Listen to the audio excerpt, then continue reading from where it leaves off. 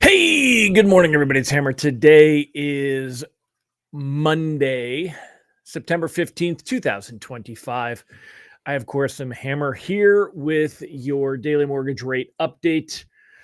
Remember that I have a lot of different products to help my originator friends get more business. So check out Originator Success. It's to help you build your online brand, generate reviews, stay in touch with past clients. So be found, be chosen, be remembered. If you're looking for some help with your social world, check out Grab and Go Social. We've got pre-made awesome content, customizable content, coaching to help you to utilize social media to go out there and get business. And if you want to learn more about what's going on with rates and pricing and maybe use some of that to get some business, check out Rate Sensei, which is what you're here now. So anyway, good morning, y'all. Remember, you can join me live each and every weekday morning, 9:30 a.m. Eastern time, as I broadcast to you on Facebook and on YouTube. And if you're here this morning, say good morning. Monica Dinkins out there on YouTube. Good morning, Monica. Holly Johnson over on YouTube as well. Good morning. Great to have you here as well. Mallory Fotiadis representing the Facebook crowd. Hello, Mallory. How was the beach? How was the beach? You said you were going to the beach this weekend. How was that? Sean Segaloff. Go Pats. You mean good morning. Yeah, a little football stuff, right? I'm a Carolina fan and a Giants fan, so I'm in purgatory. Angela Walters, good morning. Almir Krivdik, good morning, sir. If you are here this morning, say good morning. If you're watching on the replay, don't forget, give me a hashtag replay in the comments. If you would like to join me live and you need a little reminder, we do send out a text message each morning. Check us out, hmmr.io/reminder. You can sign up for that. Use this cool QR code. If you're on your phone now, take a screenshot. You can always go back to your photos. That QR code will work, and you can just sign up for a quick reminder text that I'm going live with the link so you don't miss us each and every weekday morning. So go check that out. Also, if you would like an email, our email lock advice at ratelockadvice.com. In fact, I just sent that out. Let me show you what that looks like. Hold on a minute. I'm going to pull one up. Here we go. All right. Hey, look, it says I'm live on my channel. When I see this over here on the let me see, I'm going to pull this over. I'm sorry. I know this is taking long. I should have had this prepared, but I want to do this today. So we're going to do that. So there you go. So if you would like just a nice email that about what's going on, here is the daily commentary. You can sign up for that at ratelockadvice.com. If you would like our text alerts, you can sign up for those at ratetextalerts.com. And they're $7 a month. And there's no more affordable way of staying on top of what's going on in the markets and protecting your pipeline than our Rate Sensei text alerts. So, all right, my friends. Well, anyway, enough of that bibble babble. Let's go ahead and get to the good stuff here. Good morning, Jerry Avila, Allison Foy, Tiffany Teal, Randy Tico. Giddy up, sir. Mike Brown, Tim Klyla, Michael Love. Great to have all of you here. So let's go ahead. Let's get started. Let's talk about what we got going on with rates and pricing. So quick recap what happened on Friday. Let's put this on the 2-day. Let's zoom in on this. And let me pull up Presentify real quick. All right. So now we got all that taken care of.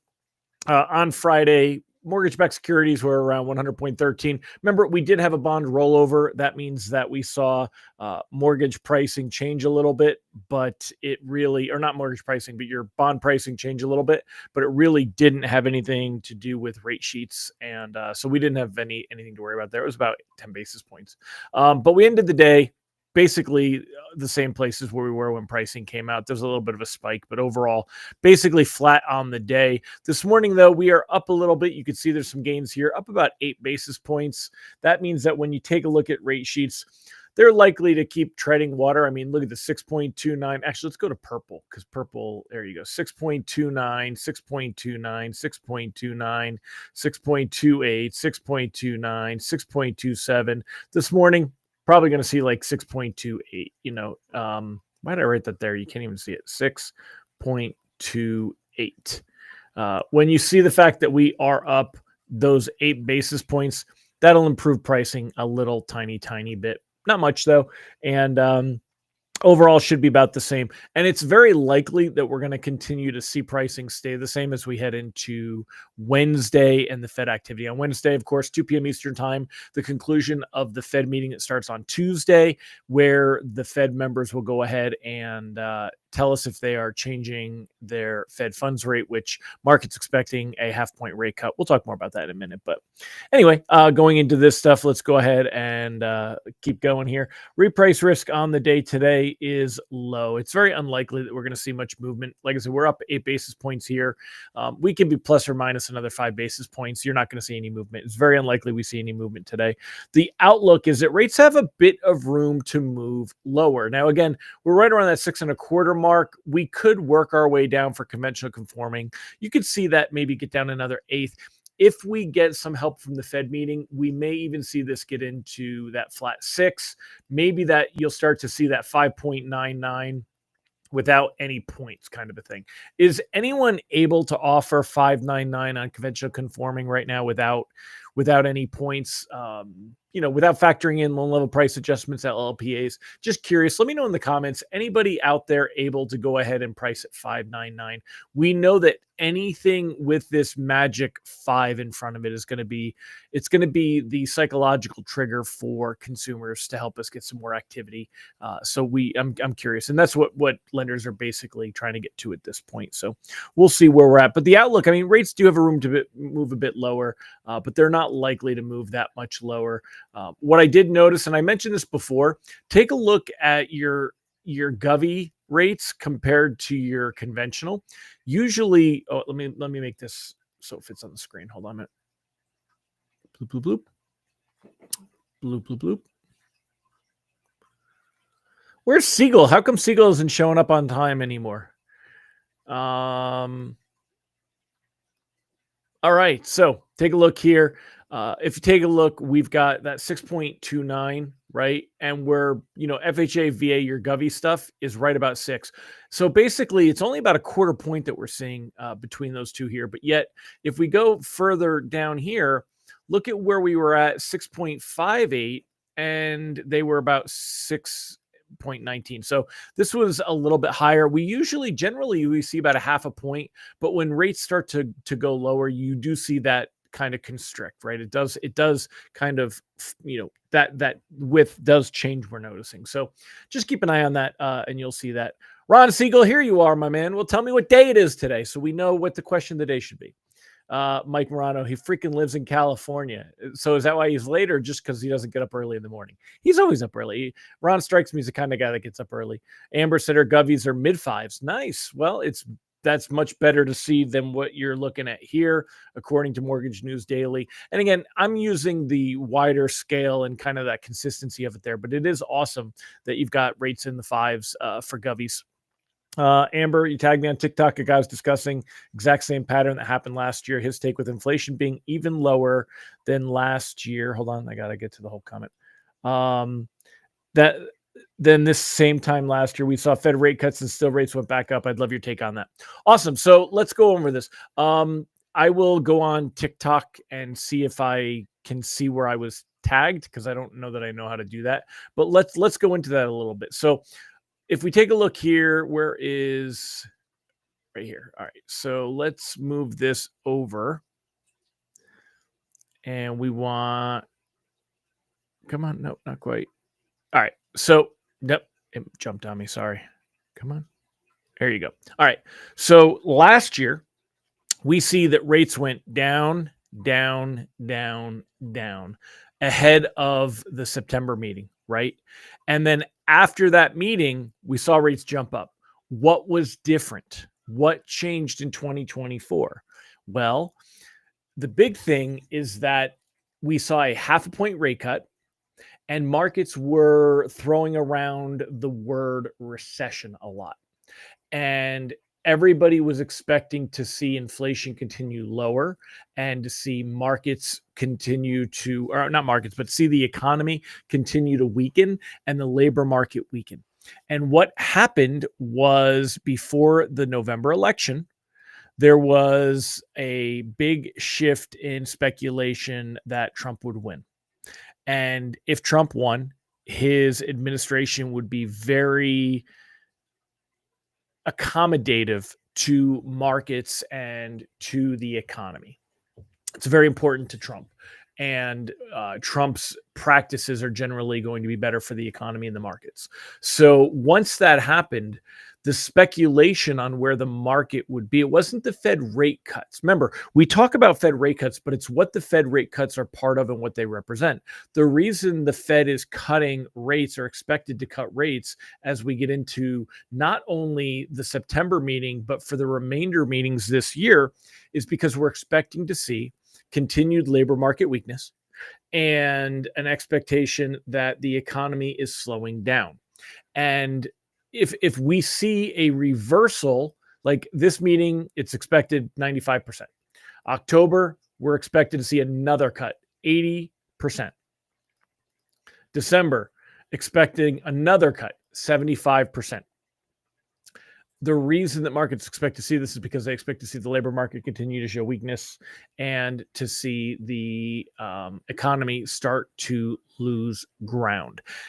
They're also probably starting to figure in that the Trump virus will take effect and that Trump will be able to get more control going on there.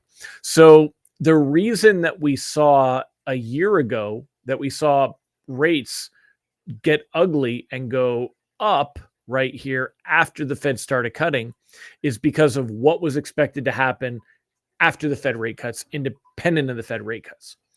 It's very unlikely that we see that same behavior. Number one, it's not an election year, so we're not going to see that shift. Number two, we had a weak labor report followed by an even weaker labor report. Markets are very much entrenched in the idea that we're going to see the labor market continue to weaken and that the economy is slowing and that it's going to need help. So we're in a very different situation this year than last year. So his take with inflation being even lower this year than the same last year. But what that person wouldn't be taking into effect is inflation's been creeping higher and that markets are going to be kind of aware of where these tariffs are taking us and what's going on with that. So that's the big thing there. That's on that. Hammer, if you don't know how to do that on TikTok, a really good service to teach you. Yeah, I know.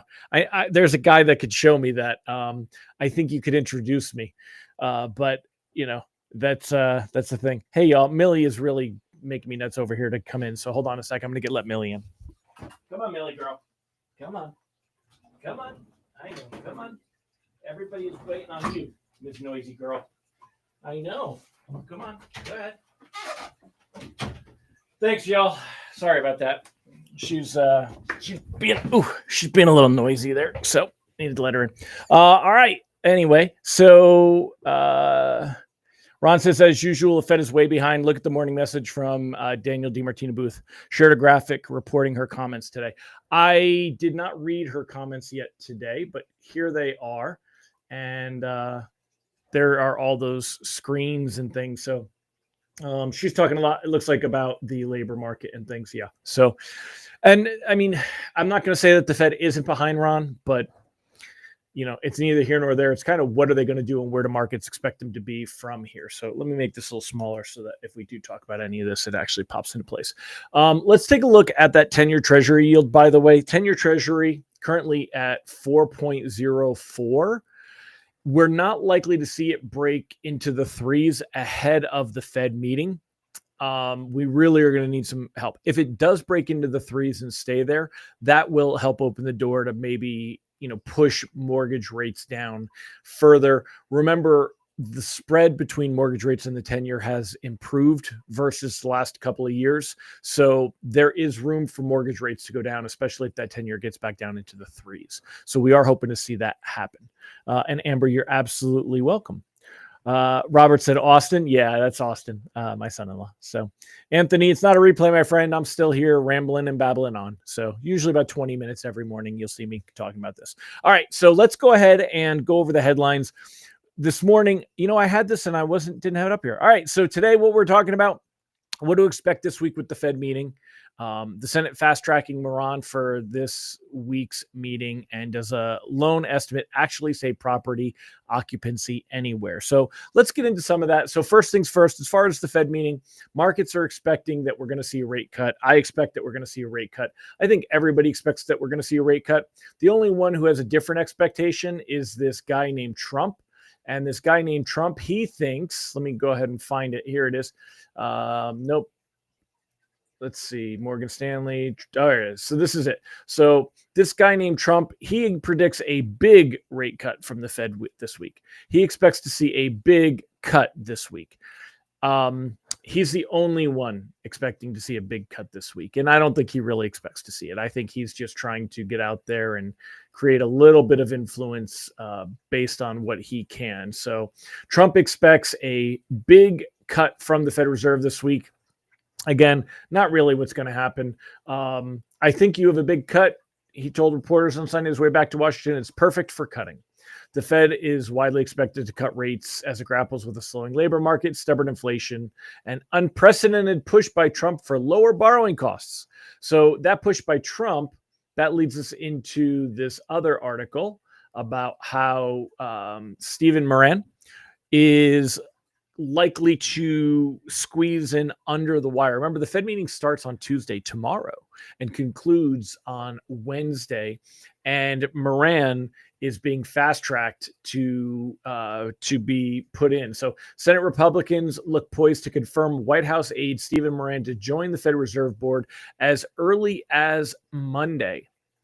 Now, this article this is a opinion piece. And it does kind of go into some interesting thoughts about how this is going to set a precedent, which the GOP may regret when the GOP is out of power. So, and that's kind of what happens. It's how all this stuff happens. So, but Moran has been nominated to fill the remaining term of former Governor Adriana Kugler. If you didn't know, what makes this very, very unique is the fact that this is an obvious plant from Trump just to get in there and invoke Trump's will. Moran is not going to be a long-term member of the Fed. He is a mercenary. He is there until the unexpired term of Adriana Kugler ends on January 31st of 2026. So for the next 3 meetings, if he does get confirmed today. And then he's only taking a leave of absence. Normally, he would have quit his job at the White House. You normally don't have a Fed member who would be employed at the White House. However, he's taken a leave and declined to resign from the White House. And he's taking an unpaid leave of absence. So he's basically going to be able to come back to his job. He won't be independent in any fair definition of the word. If Mr. Moran votes on the FOMC in a way Mr. Trump dislikes, he will be put in his job. Why do they say Mr. Trump? It's President Trump. He will put his job in the White House at risk. If confirmed, he would only be a single vote among 12 of the current FOMC, but everyone knows who he will be speaking for and answering to. So it's kind of an interesting dynamic that is in there. What is really more important to see, though, is what is Waller and Bowman voting, right? Right now markets are pricing in the idea that we're going to see a single quarter point Fed rate cut at this meeting.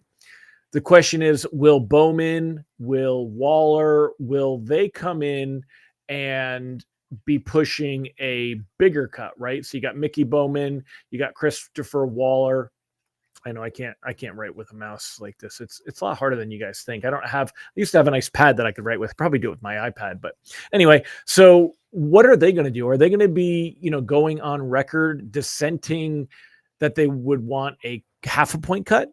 I mean, that would be interesting to see. So Waller definitely still in the running for the next Fed chair.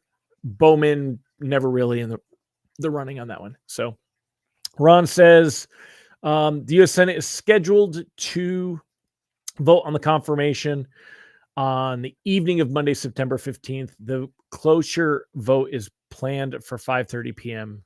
PDT, which we know means, more importantly, 8:30 p.m. Eastern time. So yeah, so he'll probably be on there and He's probably waiting outside the Fed building to go in tomorrow. So, and he'll probably make it in there. Now, a couple of other things that were some interesting articles, Fed related even, was let's take a look at. I wanted to talk about this one about Lisa Cook, right? So, Lisa Cook will be at the meeting. Fed or Trump did make on Sunday, he tried one more time to push it further, a final push to sway the U.S. Appeals Court to let him oust her over allegations of mortgage fraud before next week's Fed vote, before the vote this week, right? Which even if he did get her out, he wouldn't be able to replace her, but he was looking to get her out before the meeting. Now, this I found interesting, and I need feedback from you guys. So it says Fed's Cook called Atlanta property a vacation home, records show. And it says the property is listed as a vacation home in a loan estimate, indicating it wouldn't be her primary residence. Now, I know that back in my day when I wrote loans, we used the good old good faith estimate because we had good faith. And but I looked up the let me move this over so it gets on the screen. I looked up a loan estimate. And I don't see anywhere on a loan estimate where it talks about what the property is going to be used for. I see a loan term. I see a purpose like purchase or refi. I see a product. I see loan type, but I don't see occupancy. Am I missing this? Is occupancy on a loan estimate? And also, do you feel that if they could come up with the preliminary loan estimate, why did they not produce the final loan estimate and the final closing package? Why do we not have definitive documents for these loans? What's the whole point of having all this documentation? Where's the definitive document? And Mike Morano said Pulte already pulled the 1003, which is a personal privacy concern. It stated primary. Yeah, we'll keep one separate from the other. Yeah, and Megan said it's on the 1003 and other docs in the closing package, but that's not what they talked about. They talked about the loan estimate, and it's not on the loan estimate. Am I missing it? Right? No, Mike said it's not on the LE. So it's just it's kind of confusing to me that is this the best that they come up with for an argument? Is that it was a clerical error, or they turn around and they say that it was on the preliminary loan estimate? Right. And that's the thing. They even talk about it being her preliminary. In the May 28th, 2021 loan estimate was issued by a credit union weeks before she ultimately purchased the home. So that's the preliminary. The document shows she told the lender the property wouldn't be her primary residence. Where does a loan estimate say it wouldn't be the primary residence? So it wasn't a loan estimate. That's not. So again, this is why I hate reporting, right? And it's funny because we know more, and I'll admit you guys know more than I do, but together we still know more than mainstream media and all this stuff. But none of this, why are they not just coming out with closing docs? Still don't get it. So but she will be voting. She is a governor, which means she votes in every Fed vote. So unlike the presidents where they take turns. The other thing we said we were going to go over today, I think we've hit all of it, but let me go ahead and pull it up here one more time. Yeah, right. And that's Ron hit the other thing that I was giving them some kind of